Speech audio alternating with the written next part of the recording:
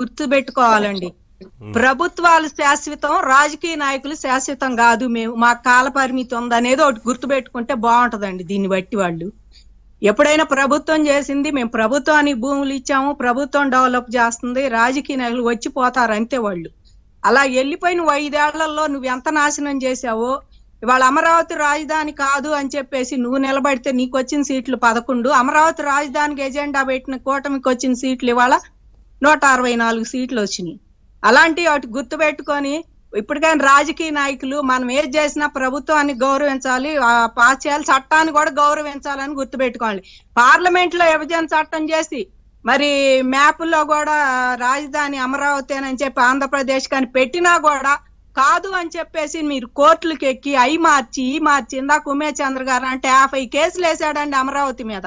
ఏదన్నా ఆయన ఏదో ఒకటి ఓన్లీ అమరావతి CRDA చట్టం మీద ఆయన వేసాడు. ప్రతి దాంట్లో ఏదో ఒకటి వేయటం, ఇక్కడ కాదంటే సుప్రీంకోర్టు కాదంటే మళ్ళీ ఇంకో జీవో తీసుకొచ్చి వేయటం.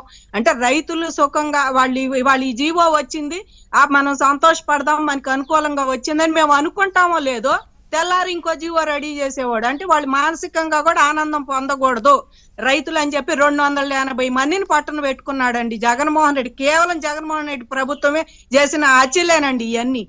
కూర్చొని మేము ఏదన్నా వాళ్ళ జీవో వచ్చింది మనకి అనుకూలంగా రైతులు భూములు ఇచ్చినందుకు మనకి న్యాయం జరిగింది అని మేము అనుకుంటామా, నెక్స్ట్ ఇంకో జీవో తెచ్చేవాడు తెల్లారేపాటికి.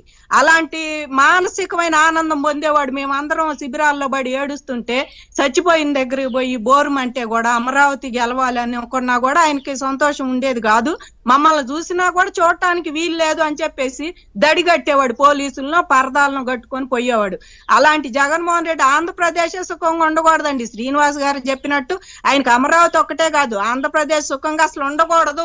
ఆంధ్రప్రదేశ్ ఉండాలి అనుకుంటే అమరావతి వదిలేండి, పోలవరం ఎందుకు కట్టలేదండి ఆయన? ఆంధ్రప్రదేశ్ బాగుండాలనుకుంటే పోలవరం కూడా కట్టేవాడు.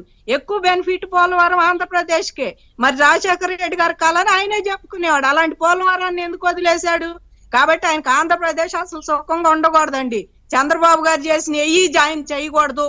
ఈ ఆంధ్రప్రదేశ్ లో నాదంటూ ఒకటి ఉండాలి. అదే ఉంది కదా ఇవాళ 11 సీట్ల పరిమితం. పోలవరం కట్టక ముందే విగ్రహాల గురించి గొడవ, విగ్రహం పెడతామని. అసలు ముందు ప్రాజెక్ట్ కట్టంటే అంతే కదండి. ఆయన అసలు ఇదంటే అమరావతి అభివృద్ధి ఇక్కడే జరిగిపోతుంది అమరావతిలో, అందుకని నేను 3 చోట్ల పెడుతున్నానని గొగ్గోలు పెట్టాడు. మరి పోలవరం ఎందుకు గట్లా? అది కూడా అభివృద్ధి జరుగుద్ది కదా, రైతులకి ఆయకట్టు, విద్యుత్తు, బోల్డ్ అంత బెనిఫిట్ దాని మూలాన నువ్వెందుకు గట్టలేదు? జగన్మోహన్ రెడ్డి అనేవాడు ఏమి లేదండి, టైం పాస్ ధోరణి. 5 ఏళ్లు గద్దె ఎక్కాడు, ఆయన కేసులు చూసుకున్నాడు. ఇవాళ కేంద్రాన్ని కూడా మేము కూటమిలో ఉండగనక ఆ రోజు ఎన్డీఏ ప్రభుత్వం అంతా చేసిందే, మళ్ళీ మరి 5 ఏళ్ల గ్యాప్ లో వాళ్ళు కూడా కొంచెం దూరం పెట్టారు. కేంద్రం కూడా దీని మీద కరెక్ట్ డెసిషన్ అనేది ఇవ్వలేకపోయారు. 5 ఏళ్ళు ఎంత మానసిక బాధ అండి రైతులు పడింది. మేము ఎంతమంది ఇవాళ అమరావతి వచ్చింది, ఇవాళ చంద్రబాబు గారు గెలిచిన రోజే మేము అయిపోయింది, కూటమి ప్రభుత్వం వచ్చింది, బాబు గారు సీఎం అయిన రోజే మేము అనుకున్నాం ఇక ఇది అమరావతి డెవలప్ అయిందని. వాళ్ళు సుప్రీంకోర్టులో వేసిన అఫిడవిట్ కూడా ఇక మేము అది అసలు మర్చిపోయాం అందరం. మళ్ళీ అమరావతి రాజధాని అని ఫిక్స్ అయిపోయాం. ఈ చట్టం ప్రకారం వేయాలి కానీ గత ప్రభుత్వంలో ఇవాళ దానికే కట్టుబడి ఉన్నాం, హైకోర్టు తీర్పుకి అంటాం మాత్రం చాలా సంతోషం అండి. అది బాబు గారు ఎప్పటి నుంచో అనేదే, ఇవాళ బాబు గారు మళ్ళీ డెవలప్ చేసి చెప్పేదే. కాబట్టి మాకు చాలా సంతోషంగా ఉందండి. రైతులకు కూడా ఇలాంటివి విన్నప్పుడు ఇవాళ ఏదైనా బాబు గారి మీటింగ్కి వెళ్తే ఎక్కడన్నా వినపడతాయి డెవలప్మెంట్ మాటలు, కొంచెం మా ముందుకెళ్తామమ్మా, అది చేస్తాం ఇది చేస్తామని.